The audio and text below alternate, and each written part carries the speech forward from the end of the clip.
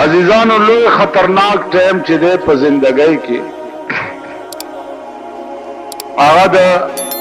زنکدن ټیم. د زنکدن په ټیم کې د انسان د ټولې زندګۍ د ګټې او د بیلاد وخت. که دغه وخت کې سړی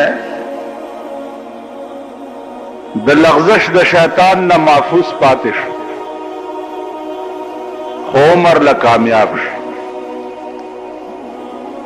او که دغه وخت کې لغزش د شیطان کې دی گیر شو نو عمر له تباه شو. که تاسو خیال وکئ مونږ خلک چې دعا کوو نو دا وایو چې یا الله زمونږ آخره خاتمه ښه. آخره خاتمه چې ده هغه دغه د زنکدن وخت و، ځکه چې د ټولې زندګۍ دارو مدار چې دی هغه په دغه وخت باندې. علما وایي چې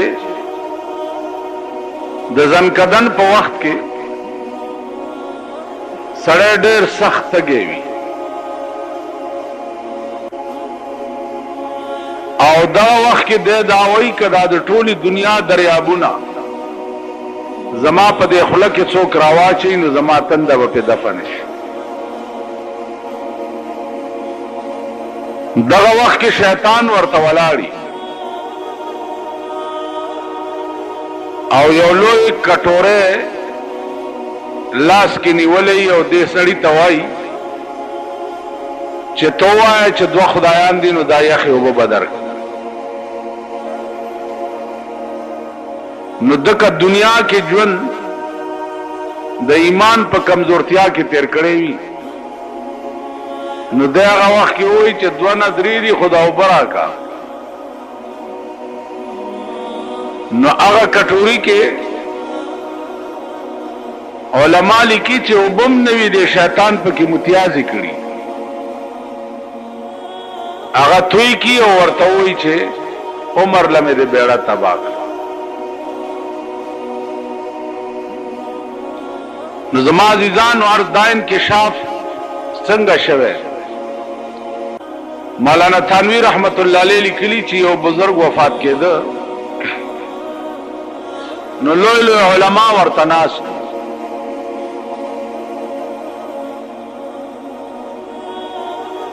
چې ناستو نو هغې شیطان ورته ولاړ دی او شیطان ورته وایي دې بزرگ ته چې یا مولانا قد نجوت، مولانا صاحب خلاص شوی رانا. اوس دا علما چې دی لګیا دي و اشهد ان لا اله الا الله و اشهد ان محمدا عبده ورسوله. او دا سړی چې کوم مړ کېږي دی وایي چې لا لا لا لا. دا علما ریان شو چې یا الله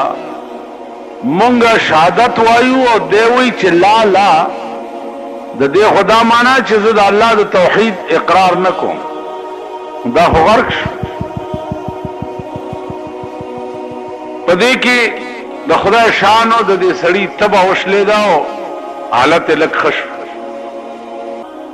چې ښه شو دا علما ورته وایي چې مونږ خو دې غرق کړو، مونږ درته کلمه شهادت ویلو او تا ویلې چې لا لا. بزرگ ورته وایي چې ما تاسو ته نه وی چې لا لا، تاسو سره جخت شیطان ولاړو. هغه راته وی چې یا مولانا قد نجوت، مولانا خلاص شوی رانا. وی ما هغه ته وی چې لا لا دا خلاص نه مخکې ډېرې مرحلې پاتې. نو عزیزانو عرض مې دا و چې هېڅ پته نه لګي د زندګۍ په انجام باندې چې زمونږ انجام به څه وي، مونږ سره به څه کېږي. آخر وخت کې به مونږ ته د ایمان دولت نصیب هم شي او که نه به شي. په دغه وخت کې که مونږ ته د ایمان دولت نصیب نه شو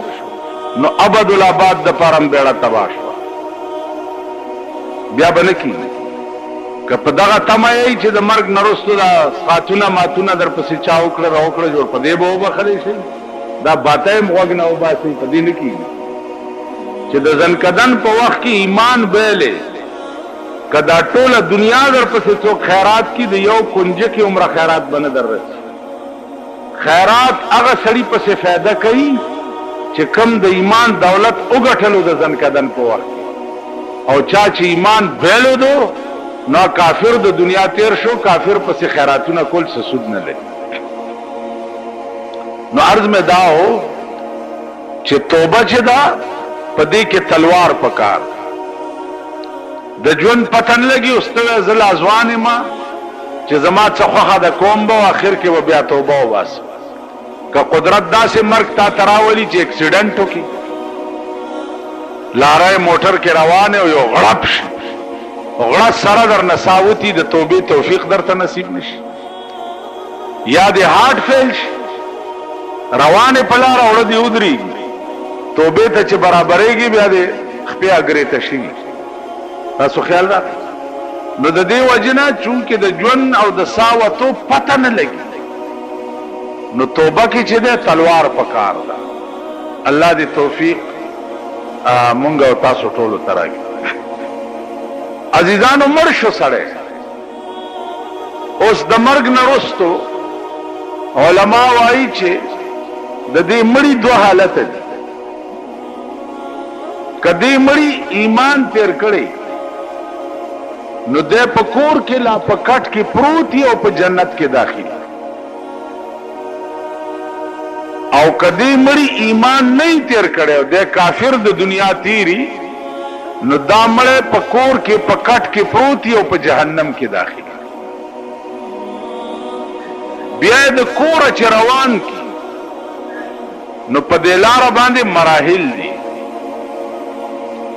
سوکای دي وېدري کم خو روان اخرت ته ځي پاسپورت شتا ویزا شتا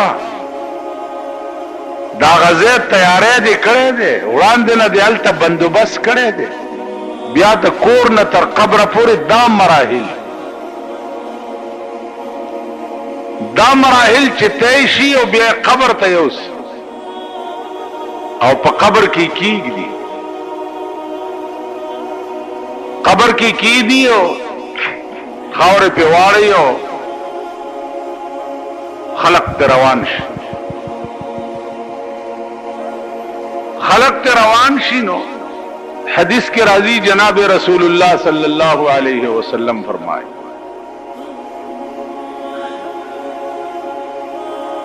چې دا خلق چې روان شي نو دا مړه دا خلقو د پڼو आवाज اوري نو دی ورپسې راپاسي او आवाज ورپسې وکي چې کم خوا روان یې او زم چرته پرې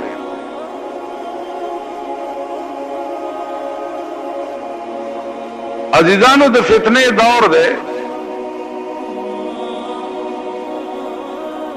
پاکستان کې رنگ رنگ فتنی دي په دې قهرم نن دنیا اخته ده چې مړه په قبر کې اوري او کناو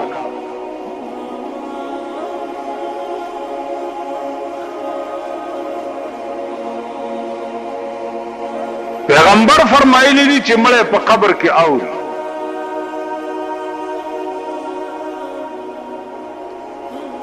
او ستا زمانہ کې یو سړی دی د مولا شکل کې هغه وی چې مړه په قبر کې نه و ډله ځان لا پیدا کړي خلک ځان لا پیدا کړي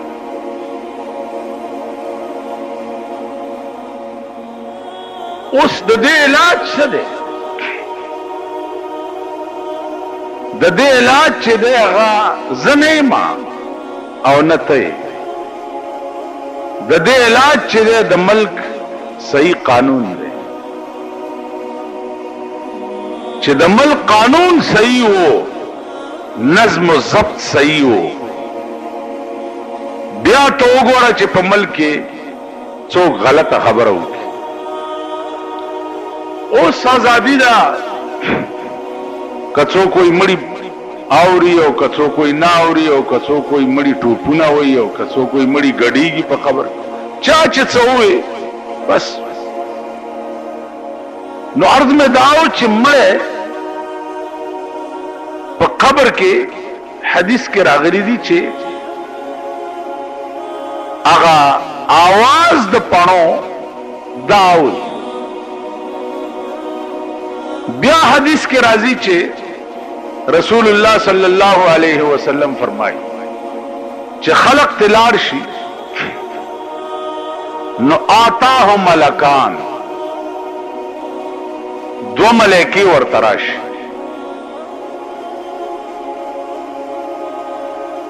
چې دو ملائکی ورته راشي نو دی راکېنی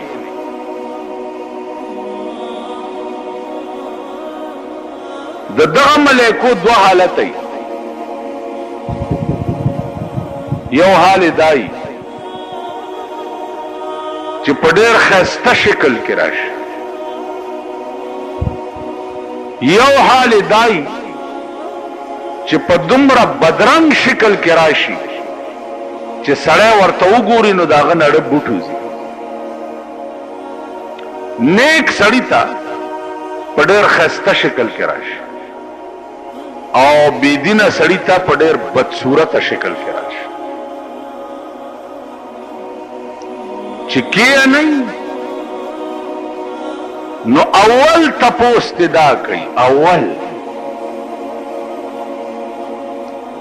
چې من ربک، ستا رب څوک و؟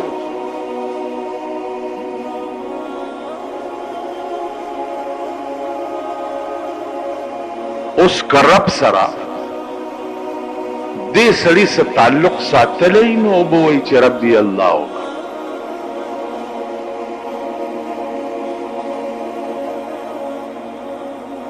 نبی دې څوک و؟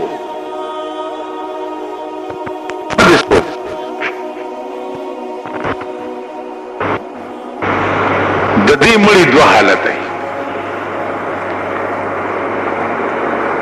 که دا مړی نیک وي نو پختنه سره ورته وایي چې ربي الله، زما رب الله دی، زما نبی جناب محمد رسول الله. که دا مړی بد وي د ایمان خزانه ورته نه نصیب شوي د زنکدن په وخت او من ربک، رب دې څوک و، نبی دې څوک و، نو دی ورته دا الفاظ وایي چې ها ها لا ادري، هاي هاي والله که زه خو پوهېږم، زه نه پوهېږم چې زما رب څوک و یا زما نبی څوک و. نو ملائکې ورته وایي چې اے خبیث او پلیتا، مونږ ته دا پته وه چې ته به مونږ ته همداسې جواب راکړې. رسول الله صلی الله علیه وسلم فرمایي چې لومبنی ګزار د دې ملائکو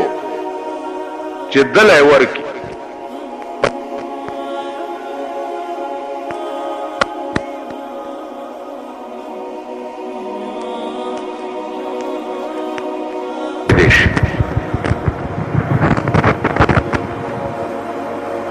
که تاسو خیال وکړئ دنیا کې وګوره چې څومره گزار تیزي دومره چغه تیزي. الله دې امان راکړي چې دا به څومره سخت گزاري چې مشرق او مغرب کې چغه اورېدې کی، الا پیریان او بنی آدم ځکه نه اوري چې قدرت دا راز فاش کول نه غواړي. بیا په ده باندې په قبر کې عذاب مسلط شي. دا خواري چې ور سره ملائکې وکي نو عذاب په مسلط شي، یا خود اور لمبه ورته راځي قبر ته، یا په لړمان مقرر شي. ادا خدای خواهد چې هر قسم عذابي دا خبر ورته دا عذاب تنور کی تر قیامت پورې بدا مړې په دې قهر کې گرفتاری. دا به د هغه سړي حالي چې کم سړی د زنکدن په وخت کې د ایمان دولت بیلو.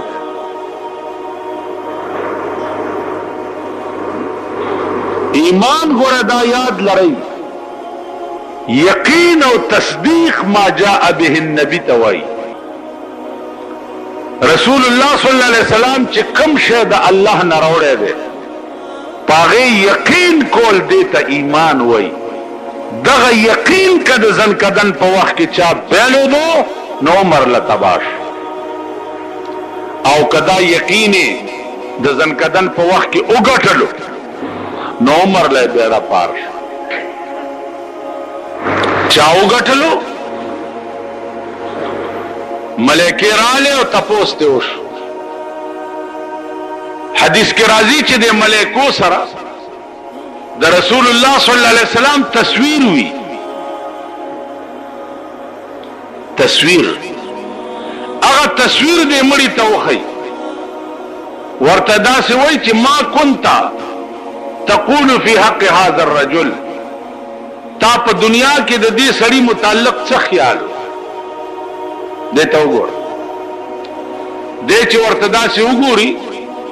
نو هذا محمد رسول الله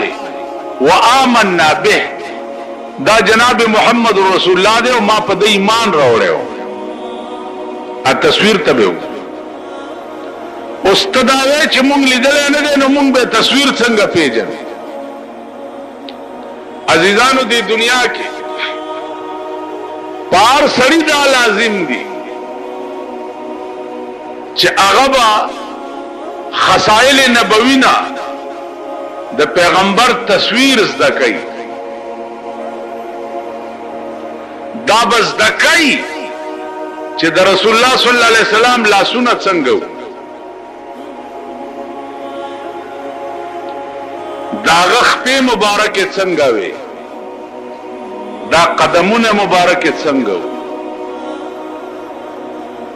قد څومره وو، د چهره دا بناوټ څومره وو، د پوزې دا ساخت څنګه وو، دا شونډې مبارکه څنګه وي، غټې وي نری وي، دا غاښونه څنګه وو، غوږونه څنګه وو. دا پورا نقشه به تا ته یاد ای. دا تاسو ته یاد ای چرته دې طرف تم خوب هم لیدلې، چانم تپوس هم کړی دی چې زمونږ د پیغمبر قد مبارک څنګه یا د هغه لاسونه څنګه. اوس مانه تپوس وکړئ، یو یو اندام به درته وښیم چې دا داسې او دا داسې او دا داسې او دا داسې. زه درته ایمانی وایم، ما چې په شمائل ترمذی کې کومه نقشه د جسد اقدس د جناب رسول الله صلی الله علیه وسلم لیدلې ده او زده کړې مې ده، او مغه شی مې بیا په خوب کې وکړ. او دې طرف تم چرته تاسو راغلی، اوس چا درنه تپوس وکړو چې هلکه ستاسو د کلي د ملک سر څومره دی؟ نو درته یاد دی چې 3 دړی سر دی. ستاسو د کلي د چیرمن صاحب لوړ دی که مندری دی؟ خم ورته کتلي، ځکه چې شپه ورځ ورته داسې ګورئ ناست یې ورته لکه د توسن کارغه غوندې. هغه درته هر څه یاد دي. اوس دا وایه چې د جناب محمد رسول الله ساخت د بدن اقدس چې دی دا څنګه و، دا د یو له نه ورځي. نو اوس هغه وخت کې چې ته تصویر درته ملایکې وښیي او ته ما كنت تقول في حق هذا الرجل، د دې متعلق تا دنیا کې څه عقیده وه ته داسې ورته وګورې، یقیني به وایې چې ها لا ادري والله کې پېژنم چې دا څوک که تاسو زده کړی. تاسو خیال راغی. نو عزیزانو عرض مې دا و چاہے سړی تصویر چا وستو هغه ولی باسه ویل دا ځان سره یادگار کدما هغه ورته جب تصور دل میں ہو تصویر کی حاجت نہیں جب تصور دل میں ہو تصویر کی حاجت نہیں زلف کے پابند کو زنجیر کی حاجت نہیں زما تصویر باسی چې ځان سره یادگار کړي جب تصور دل میں ہو تصویر کی حاجت نہیں زلف کے پابند کو زنجیر کی حاجت نہیں چا پڑھ کې چې چا تصوري هغه ته د تصویر ضرورت نشته کم سړی چې د یار په زلف تړلې الته د زنجیر حاجت نشته دل کے آئینے میں ہے تصویر یار جب ذرا گردن جھکائی دیکھ لی د یار تصویر می د زړه په شیشه کې دی او چې سر ټیټ کوم وی ګورمال تصویر ضرورت څه نو عرض میں دا عزیزان چې د رسول الله صلی الله علیه وسلم حلیه مبارکه دا بس دکه دا بدر تپتای دا درد زړه کې پیدا کړي داغه حدیث دا بیاده دا درد زړه کې پیدا کړي حدیث بیاده پکار دی یاري او مسلمان خبره پیښه شي او دی قال قال رسول الله صلی الله علیه وسلم یو حدیث بیان دا حدیث الفاظ بیاده نو علم د مرګ په وخت کې د ایمان دولت درته نصیب کی ځکه چې د ایمان دولت خو د خدای او د رسول سره ده خدای او رسول سره د رابطه او تعلق خو ایمان دولت په نصیب شي خدای او رسول سره د رابطه او تعلق نو د خدای او رسول کلام د ډال کړو د دنیا د اصول د پاره دنیا دې په ګټله خلق ته به غوړې زیړې خبرې کولې او دنیا به پیرا ټولولا قرآن او حدیث چې ده هغه د دکانداري اسباب جوړ کړیو دنیا دې پیرا ټولولا دغه رابطه او تعلق دې ور سره نو بیان کی شان ورشا کشمیری رحمت الله علیه طالبانو ته تاسو کو چې صاحب تا هو ټول عمر درس او تدریس کې تیر کو کم شي پکې زیات خوان در کړي شاه صاحب ورتل په خدای مې دې قسمی چې طالب ته سبق وایم او عبارت راته وي حدثنا فلان قال حدثنا فلان فلان فلان قال قال رسول الله صلی الله علیه وسلم چې دا قال رسول الله صحابه طالب وي نو زمان اړه بوټوز قال رسول الله وند خوان شان ورشا کشمیری وی والله العظیم کما په زندګۍ کې په بل شي کې لیدل